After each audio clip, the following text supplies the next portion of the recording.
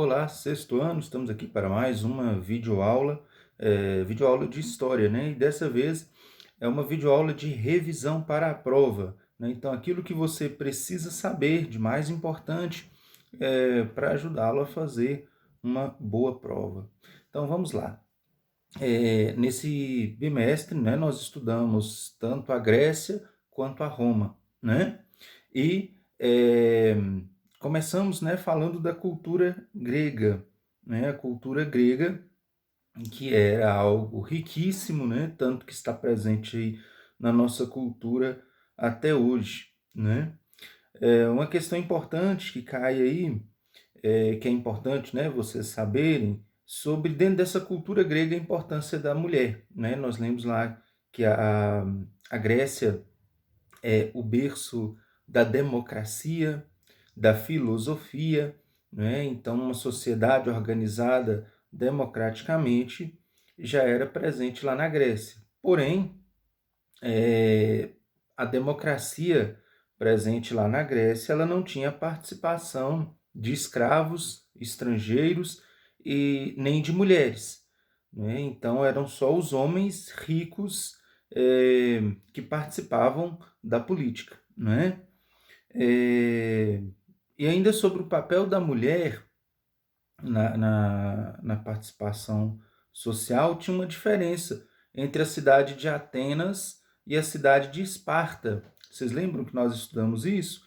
Né? Lá na cidade de Atenas, por ser uma cidade mais dedicada à filosofia, né? Ela é berço dos grandes filósofos, né?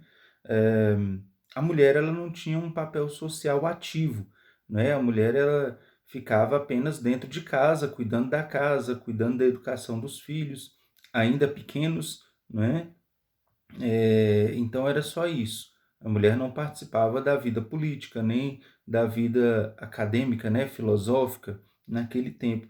Diferente lá de Esparta, né? Esparta, como era uma cidade que tinha uma tradição mais guerreira, né, então as mulheres elas faziam treinamento militar, assim como os homens, né? Porque eles acreditavam que o vigor físico da mãe passava para o filho, né? Então a mãe ela passava também por um treinamento militar, né? Então essa é uma característica importante, né, que diferencia o papel da mulher em Atenas e em Esparta. Né? Uma outra coisa importante também sobre a cultura grega são as Olimpíadas, né, que até hoje estão presentes aí, os Jogos Olímpicos, que acontecem a cada 4 anos, né, como competição esportiva, eles já aconteciam. Começaram lá no ano 776 antes de Cristo, né, e era uma forma de homenagear Zeus, né, que era né, o senhor dos deuses, né, lá no Monte Olimpo, então daí vem, né, o nome Olimpíada. Então era um evento religioso para homenagear Zeus, né? E nesse período as cidades, estados que estavam em guerra, né, elas interrompiam a guerra para se dedicarem aos Jogos Olímpicos, né? Muito bem. É,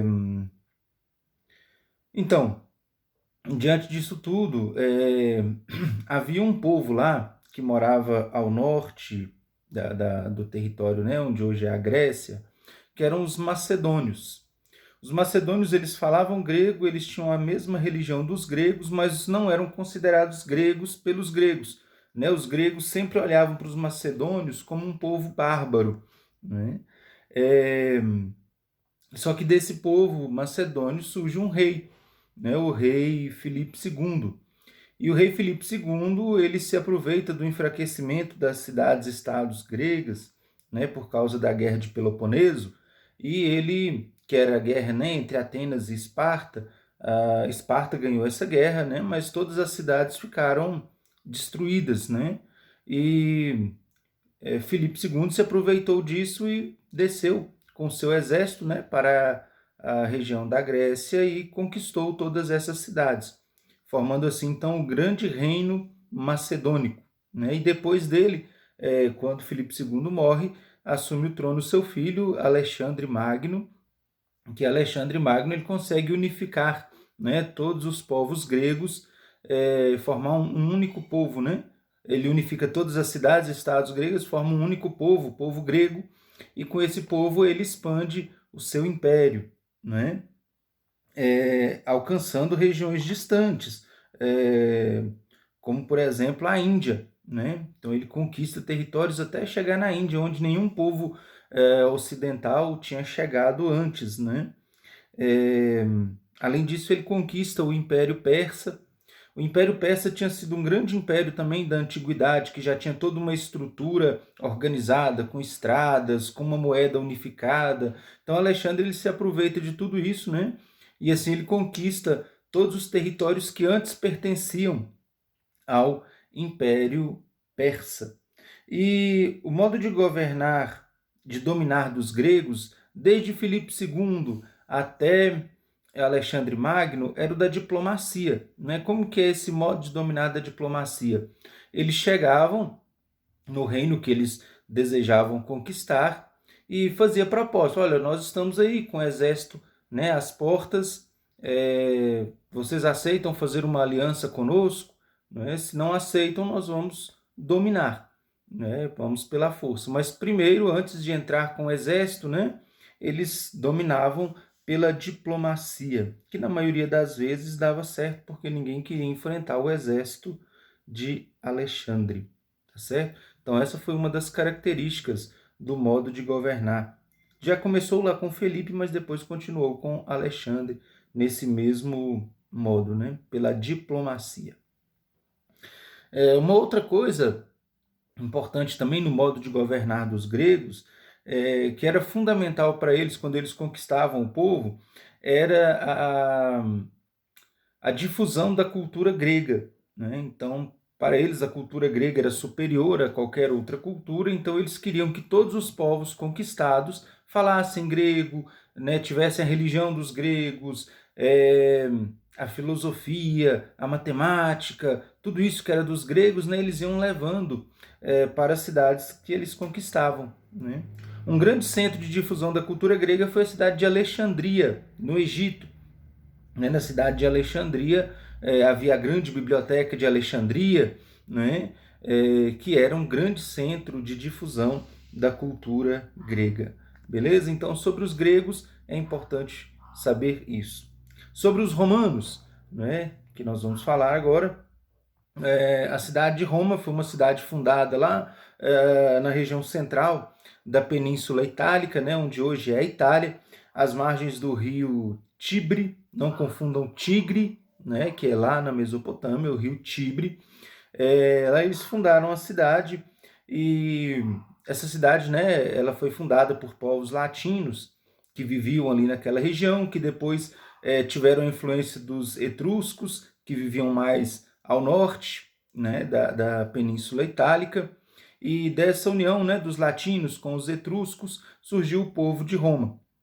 E a cidade de Roma ela foi crescendo rapidamente porque ela aceitava todos os estrangeiros que vinham, às vezes até fugindo de outras regiões, né, eles vinham e passavam a morar ali na cidade de Roma. Então a cidade de Roma ela cresceu rapidamente, né? E depois que a cidade cresceu, ela passou por três fases de governo, né? Primeiro ela teve uma monarquia, depois uma república e por fim formou um império. Um império tão grande quanto o Império Grego tinha sido, o Império Macedônico tinha sido antes, né? Conquistando regiões que antes pertenciam ao Império Macedônico e outras regiões também, não é? Passaram a ser dominadas pelo Império Romano. Sobre a origem de Roma, né, tem duas versões, tem essa que eu acabei de contar para vocês, dos pastores latinos, mas tem uma versão mitológica também que vocês devem lembrar, né, de Rômulo e Remo, que foram dois irmãos que foram abandonados num rio, e eles foram encontrados por uma loba, né, eles amamentaram nessa loba, por isso eles cresceram mais fortes, né, depois Rômulo mata Remo, e Rômulo, então, é o fundador de Roma. Mas isso é uma versão mitológica, tá? É um mito, é uma lenda. A versão histórica mesmo, de fato, é a dos pastores latinos que já viviam ali naquela região. Então, eis que Roma cresceu, né, se transformou numa grande cidade e passou a conquistar outros povos, formando assim é, o Império Romano, né, e começou a conquistar outros territórios, né, e o Império foi crescendo cada vez mais.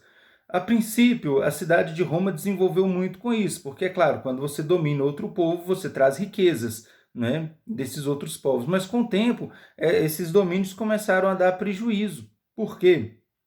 É, sobretudo para as camadas mais pobres, porque eles vinham trazendo produtos de outras regiões, né? Então, com isso, diminuiu o valor dos produtos produzidos lá em Roma mesmo. E também eles traziam escravos de outras regiões, né? Isso foi ruim para Roma, porque os habitantes mais pobres de Roma foram perdendo seus empregos, né? Então houve um desemprego em massa por causa da questão dos escravos que eles traziam, né, dos povos conquistados. O Império Romano ele começou sob o domínio de Otávio Augusto, foi o primeiro imperador romano, né? Otávio Augusto ele conseguiu primeiro, né, conquistar o Senado para que o Senado desse a ele o título de é, Princeps Augusto Imperador, né? Então assim ele se torna imperador absoluto de Roma.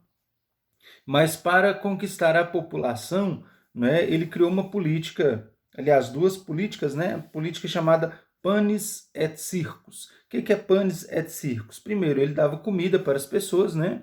Distribuiu trigo, que era um elemento fundamental na alimentação do povo naquele tempo. Então ele distribuía o trigo, distribuía alimento para a população e também ele fornecia espetáculos, né?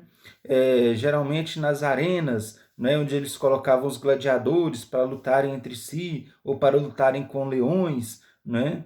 Então, tudo isso fazia parte da política do Panis et Circus, que era para acalmar a população, né, para conquistar o apoio da população, tá certo? Mas o Império Romano, com toda a sua glória, ele chega ao fim, né? Uma das marcas do Império Romano foi a perseguição aos cristãos, né? É, nós temos, inclusive, na Bíblia, narrativas sobre isso, né? A Bíblia é fonte histórica para saber, né, dessa perseguição aos cristãos. E por que que os romanos perseguiam os cristãos? Lembra lá que César recebeu o título de Augusto e esse título remetia a uma divindade, ou seja, ele passava a ser considerado um deus. Os cristãos não aceitavam isso. Os cristãos, eles acreditavam, né, acreditamos, né, ainda hoje na existência de um único Deus. Então, para o cristão é inconcebível que o imperador seja considerado um deus, né? Então, e como o cristianismo estava crescendo muito, sobretudo entre os mais pobres, né, começou a aparecer uma ameaça para os poderes do imperador. Então, assim, os cristãos começaram a ser perseguidos nos 2 primeiros séculos da nossa era, tá certo? Então, basicamente é isso que vocês precisam saber para fazer uma boa prova, né? Se vocês tiverem alguma dúvida, eu estarei à disposição de vocês até às 5 horas da tarde, não mais do que isso, beleza? Então, boa prova, bons estudos.